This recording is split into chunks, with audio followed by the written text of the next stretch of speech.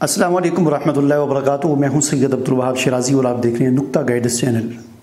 जादू नगरी और जिन्नात व अमलियात की दुनिया वीडियोस का ये सिलसिला हमारा जारी है और इस सिलसिले की एक और वीडियो लेकर आपके सामने हाजिर हुआ हूँ। नाज़रीन, आज की वीडियो में हम बात करेंगे तावीज़ की हवाले से कि तावीज़ जो है ये क्या चीज़ होती है, मतलब असल कुरान व हदीस की रूह से तावीज़ या ये यानी इसका माना क्या है, और ये हमें यानी जैसा कि मैं बताते रहता हूँ कि तावीज़ को पढ़ना चाहिए, पहनने से ज़्यादा बेहतर है तावीज़ को पढ़ना चाहिए, और कुरान व हदीस में भी हमें तावीज़ पढ़ने का हुक्म मिलता है। इस छोटी सी बात को एक और अंदाज से मैं थोड़ा सा आज की इस वीडियो में आपको समझाना चाहूँगा, और मुझे उम्मीद है कि इंशाल्लाह इस वीडियो को आप देखेंगे तो ये तावीज़ की थ्योरी जो है ये आपको पूरी तरह समझ आ जाएगी कि कुरान व हदीस हमें क्या कहते हैं, हमारा दीन और शरीयत का हमसे क्या तकाज़ा है, अल्लाह का रसूल जो है उन्होंने क्या तालीमात दी हैं तावीज़ के हवाले से। ठीक है, तो इसको आप जब आप देखेंगे तो ये चीज़ आपको अच्छी तरह समझ आ जाएगी। और जब एक चीज़ आपको सही तरीके से आदमी को समझ आ जाए और सही तरीके से आदमी उसको इस्तेमाल करना शुरू कर दे तो फिर उससे फ़ायदा भी होता है। तो अगर उस किसी भी चीज़ को सही तरीके से जब इस्तेमाल ना किया जाए, उसको गलत हैंडल किया जाए, गलत तरीके से इस्तेमाल किया जाए तो फिर वो चीज़ फ़ायदा भी नहीं देती। तो तावीज़ को पहले ये समझ लें कि तावीज़, इस लफ्ज़ को आप देख लें। तावीज़ अरबी ज़ुबान का लफ्ज़ है। आपने एक लफ्ज़ सुना होगा तावुज़, अगर आपको याद हो, जब आप बचपन को याद करें कि जब आपको क़ारी साहब पढ़ाते थे सना सुबहानक अल्लाहुम्मा व बिहम्दिका व तबारक अस्मुका व तआला जद्दुका व ला इलाहा गैरुक, और उसके बाद ताउव्वुज़ अऊज़ु बिल्लाहि मिनश शैतानिर रजीम। तो तावीज़, ताउव्वुज़, मुअव्वज़तैन, मुअव्विज़ात, अऊज़ु, ये सारे एक ही अल्फाज हैं, थोड़े थोड़े इनके सीगे बदले हुए हैं और इनका माना जो है वो तकरीबन एक ही है, पनाह इसमें आ जाता है, पनाह वाला माना आता है। ठीक है ना। आऊज़ु का मतलब होता है मैं पनाह में आता हूँ। ठीक है। तावुज़ कहते हैं अल्लाह की पनाह में आना, यानी उसकी मखलूक के शर से अल्लाह की पनाह में आना, इसको तावुज़ कहते हैं। तावीज़ भी इसी से है। तावीज़ का माना होता है हिफाजत करने की दुआ। तावीज़ का क्या माना होता है, यानी अल्लाह की मखलूक के शर से महफूज रखने वाली दुआ, उसको तावीज़ कहा जाता है। ठीक है। अब हम ये देखते हैं कि आया तावीज़ यानी अल्लाह के शर से अल्लाह के मखलूक की शर से पनाह में आना या अल्लाह की मखलूक के शर से हिफाजत की जो दुआएं हैं उनको लिख कर गले में डालना ज़्यादा बेहतर है या उनको पढ़ना ज़्यादा बेहतर है। कुरान व हदीस इस हवाले से हमारी क्या रहनुमाई करते हैं, तो इसका बिल्कुल आसान सवाल है। यानी जहाँ पर भी कुरान मजीद में आता है तावुज़ का ज़िक्र, ठीक है ना, पनाह का ज़िक्र, आऊज़ू का ज़िक्र, ये लफ्ज़ मुख्तलिफ़ यानी सीगों के अंदर जहाँ पर भी कुरान के अंदर आता है या हदीस के अंदर आता है, तो वहाँ पर हम देखते हैं कि वहाँ पर हमें पढ़ने का हुक्म दिया जा रहा है, कहने का हुक्म दिया जा रहा है। मिसाल के तौर पर आपको मैं चंद एक जो है वो मिसालें देता हूँ। कुरान मजीद में अल्लाह ताला इरशाद फरमाते हैं फ़इज़ा क़रअतल क़ुरआन फ़स्तइज़ बिल्लाहि मिनश शैतानिर रजीम। ठीक है ना। जब आप कुरान पाक की क़िरात करना चाहें तो उस वक़्त इस्तइज़ बिल्लाह, अल्लाह की पनाह मांगे। अऊज़ु बिल्लाह, किस तरह पनाह मांगे, यूँ कहें कि अऊज़ु बिल्लाहि मिनश शैतानिर रजीम। ये नहीं कि इसको जब आप कुरान की तिलावत करना चाहें तो अल्लाह की पनाह मांगे। क्या पनाह मांगे जी, अऊज़ु बिल्लाहि मिनश शैतानिर रजीम पर्ची भी लिख के गले में लटका दें, नहीं, फरमाया कि ये कहें। ठीक है। इसी तरह मुअव्वज़तैन जो कुरान पाक की जो आखिरी दो सूरतें हैं उनके पहले लफ्ज़ पर आप गौर करें, क्या फरमाया, कुल अऊज़ु बिरब्बिल फलक, कुल अऊज़ु बिरब्बिन नास। कुल का क्या मतलब होता है, कुल का मतलब होता है कहो। क्या कहो, अऊज़ु बिरब्बिल फलक, कुल कहो, क्या कहो, अऊज़ु बिरब्बिन नास।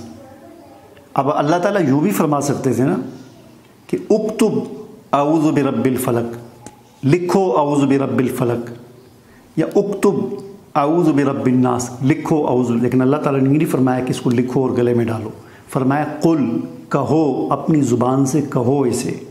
यानी अल्लाह की जब पनाह तुमने मांगनी है तो इसको कहो ज़ुबान से, पढ़ो इसे, इसका विर्द करो। उक्तुब नहीं कहा कि इसको लिखो और लिख कर अपने गलों में लटकाओ या बाजुओं पे बांधो या ये करो या वो करो, फरमाया कि कुल, कहो। ठीक है। इससे हमें पता चला قرآن بھی ہماری یہ رہنمائی کرتا ہے کہ یہ دعائیں یہ اللہ کی پناہ کے لیے ہمیں کہنا چاہیے، پڑھنا چاہیے، ٹھیک ہے، ادا کرنا چاہیے اپنی زبان سے ان الفاظ کو، ان دعاؤں کو، ٹھیک ہے۔ ایک تیسری آپ کو میں اس کے حوالے سے ایک حدیث کے حوالے سے بتاتا ہوں۔ مثلاً پناہ کی جتنی بھی دعائیں احادیث میں آئی ہیں، مشہور دعائیں اعوذ بکلمات اللہ التامات من شر ما خلق، بسم اللہ الذی لا یضر مع اسمہ شیء فی الارض ولا فی السماء وهو السمیع العلیم، اور بہت ساری اس طرح کی دعائیں۔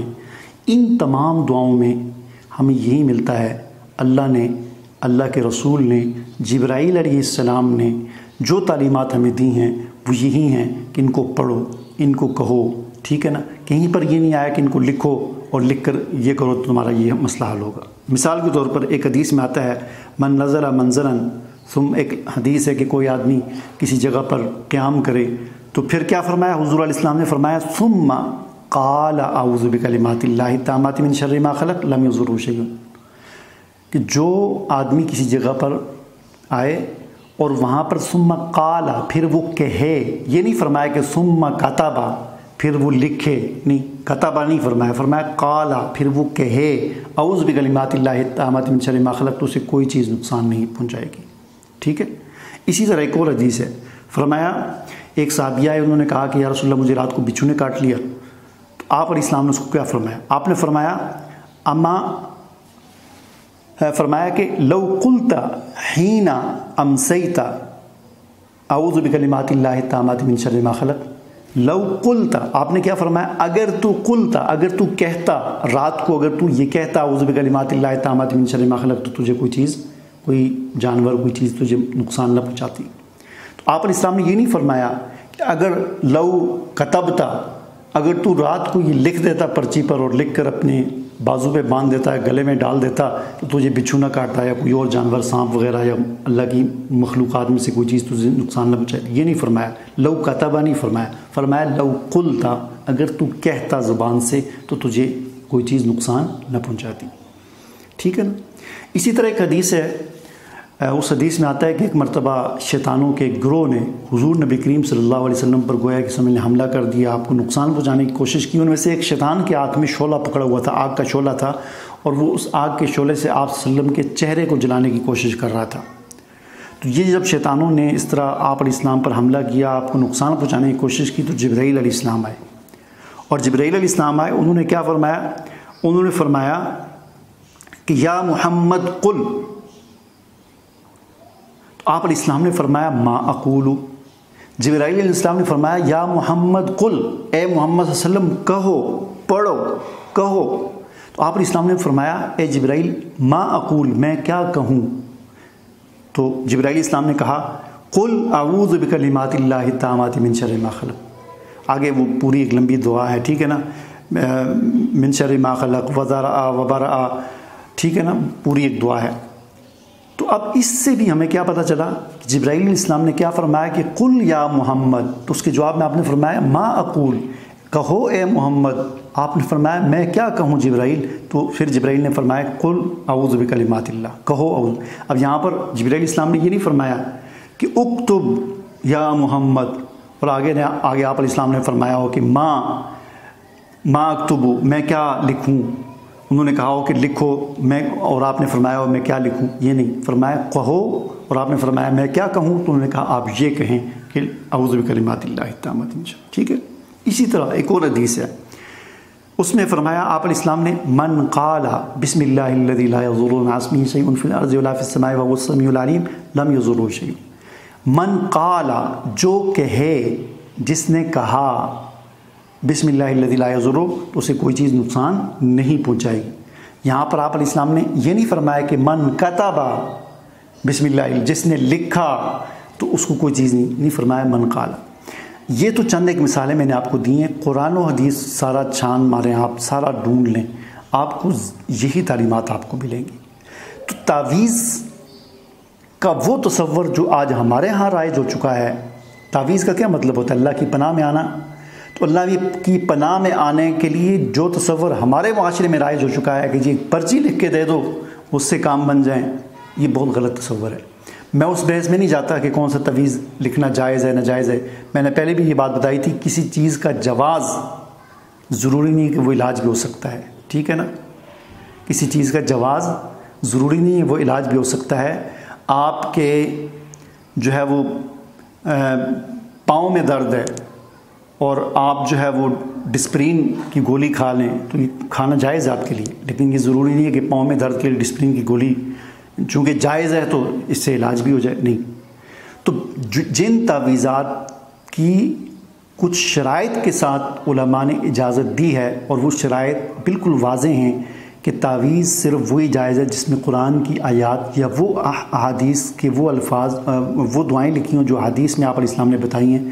اس کے علاوہ تو ظاہر ہے ویسے بھی علماء کا جو فتویٰ ہے وہ تعویذات جائز نہیں، یہ نقش بنانا، ڈبے بنانا، ان میں نمبر لکھنا جن کی کوئی سمجھ نہیں کیا چیز ہے، ان کی تو کوئی بھی جو ہے کسی بھی مسلک، چاہے وہ اہل سنت والجماعت کا کوئی بھی مسلک ہو، دیوبندی ہو، بریلوی ہو، اہل حدیث ہو، کوئی بھی اجازت نہیں دیتا۔ اجازت اگر علماء نے دی ہے تو وہ صرف ان تعویذات کی دی ہے جن میں قرآن لکھا ہو یا آپ علیہ السلام کی دعائیں لکھی ہوں، تو ان کی صرف اجازت دی ہے۔ اب اجازت دینے کا یہ مطلب نہیں ہے کہ یہ فائدہ بھی ہوگا اس سے، ٹھیک ہے نا، یا اس سے وہ فائدہ ہوگا جو پڑھنے سے حاصل ہو سکتا ہے، کیونکہ قرآن کی جو تعلیمات ہیں وہ ہمیں یہی ملتی ہیں کہ قل کہو، پڑھو، ورد کرو، یہ ہمیں نہیں تعلیمات ملتی کہ ان کو لکھ کے گلوں میں ڈالو، ٹھیک ہے نا۔ تو یہ تعویذ کا یہ تصور، امید ہے کہ آج جس طریقے سے میں نے آپ کو سمجھانے کی کوشش کی ہے، امید ہے کہ آپ کو یہ سمجھ آ گیا ہوگا۔ مجھے اجازت دیجیے، اللہ حافظ۔